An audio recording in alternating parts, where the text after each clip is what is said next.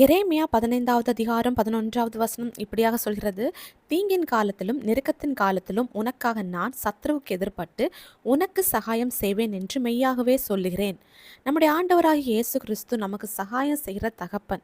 யாராலையும் சகாயம் செய்ய முடியாத சூழ்நிலையில ஆண்டவராகிய இயேசு கிறிஸ்துவால நமக்கு சகாயம் செய்ய முடியும்.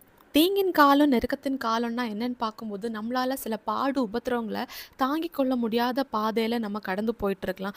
யாராவது ஒருத்தரோட உதவி நமக்கு வேணும், ஆனா உதவி செய்வார் யாருமே இல்லாத ஒரு பாதையா இருக்கலாம், இன்னும் தனிமையின் பாதையா இருக்கலாம், இன்னும் பல மன அழுத்தங்களா இருக்கலாம்.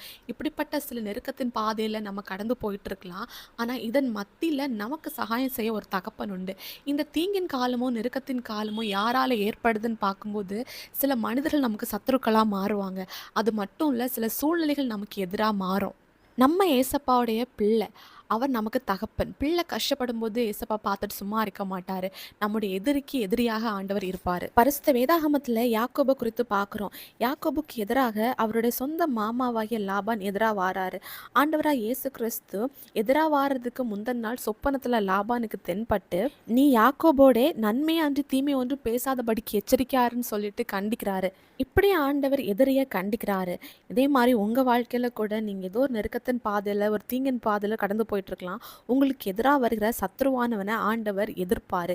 எதிர்த்து உங்களுக்கு ஹெல்ப் பண்ணுவார். உங்களுக்கு ஆண்டவர் சகாயம் செய்வார். காற்றையும் கடலையும் அதட்டி போட்ட ஏசப்பா உங்க கூட இருக்கிறாரு. எல்லா பிரச்சனைகளையும் ஆண்டவர் எடுத்து போட்டு உங்களுக்கு ஆண்டவர் சகாயம் செய்ய போறாரு. அவரை விசுவாசிங்க, அற்புதங்களை எதிர்பாருங்க. இயேசு கிறிஸ்துவின் நாமத்தில் ஆமேன்.